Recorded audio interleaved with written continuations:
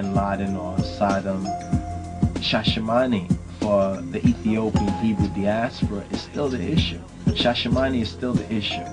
And it's only when that issue has been properly dealt with and addressed will there be peace in the world. In November 1930, almost 49 years ago to the day, Rastafari was crowned King of Kings, Lord of Lords, the conquering lion of the tribe of Judah.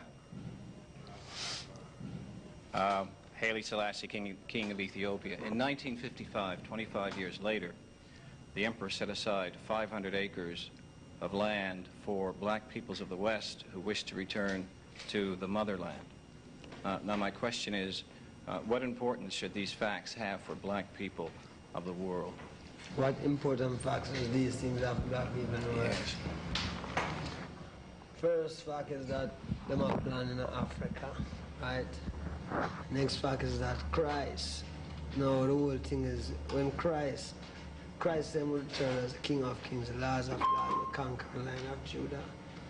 And I see His Majesty as the Christ of the Bible talk about. Bob always performed with a banner of the emperor behind him. Before Selassie was crowned emperor, he was called Ras, or Prince Tafari, hence the name of the Rastafarian faith. The Rastafari movement started at the same time when you see His Majesty crowned King of Kings, the name Rastafari. Yes. That's when the Bible revealed Him and the whole thing did together. Yes. So that is where the Rastafari movement. Africa, unite, 'cause we're moving right out of Babylon, and we're grooving to our father's land. How good and how pleasant it would be before God and man to see the unification of all Rastaman. As it's been said already, let it be done. We are the children of the Rastaman. We are the children of the I-tation. So, Africa, unite. Africa, unite, yeah. Unite for the benefit of our people. 'Cause we're moving right out of Babylon, and we're grooving to our father's land. The father's land was Ethiopia, ruled by Selassie in an unbroken line of kings that stretched back 3,000 years to the time of Solomon and Sheba. Unification of all Africans. Marcus Garvey said it, so let it be done. I know you know who you are under the sun. We are the children of the Rastaman. We are the children of the I-tation. So The foundations of Rastafarianism were established in the teachings of Marcus Garvey, the Jamaican firebrand who started the influential Back to Africa movement in the early 1900s. In Psalm 68, Garvey found a sign. Princes shall come out of Egypt. Ethiopia shall soon stretch out her hands unto God. Yeah, Marcus Garvey. So you must look to the king, look for a king in the east. Black king. 1930, His Majesty crowned. And I cite him because that's when Marcus Garvey always deal with Africa. So, you know, it's just the truth, you know. This is the wrong thing about it is that Christ, him come from Africa, and him always born July. You know, Christ is always a lion. Everyone will sit on the throne of King David. Have a be a lion. Judah. July was the sign of Judah, the lion. Rastafarians believe Christ was born in July, as was Selassie, the lion of all lions.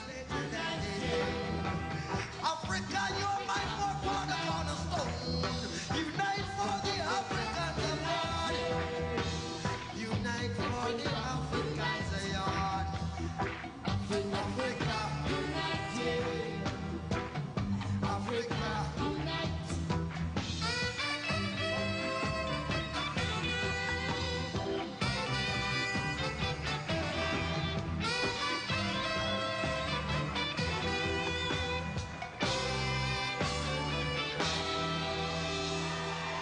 See, Rome fight it, you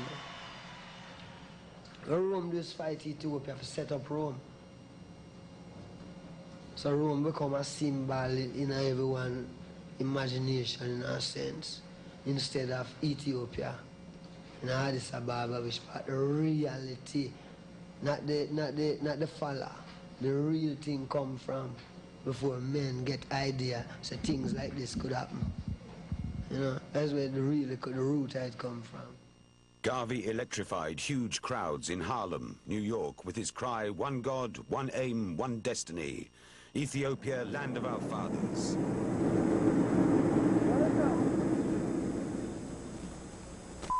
The Founding Fathers ever thought that the First Amendment right to free speech would be claimed by a group as diverse as this.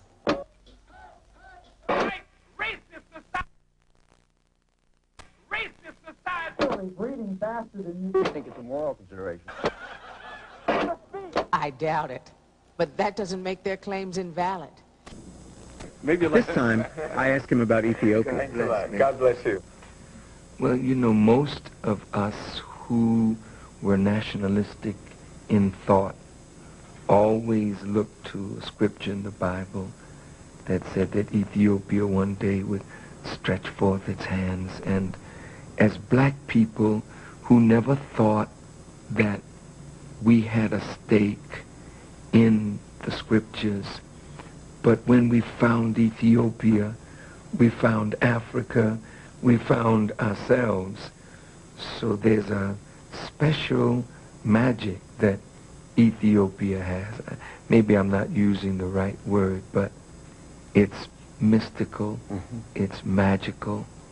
For black people, Ethiopia, that name, Haile Selassie, among the Rastafari, and among those of us who never saw a black monarch.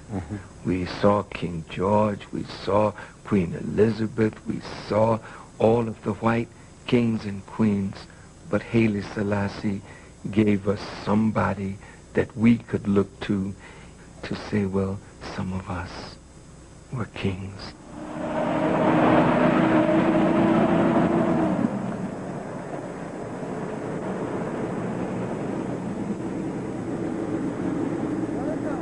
Record this picture of me in my palace garden at Addis Ababa.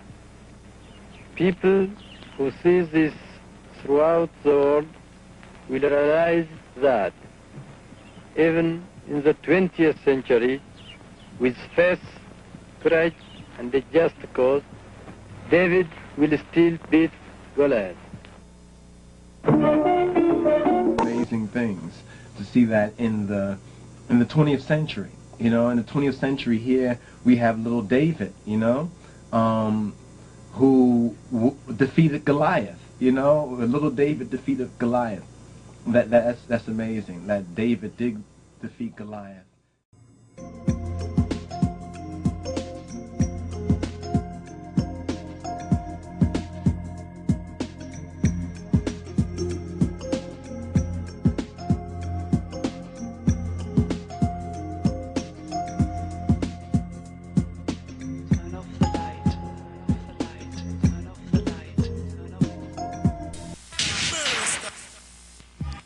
Moa andesaz imnegede Yehuda. Moa andesaz imnegede Yehuda. Moa andesaz imnegede Yehuda. Imoa.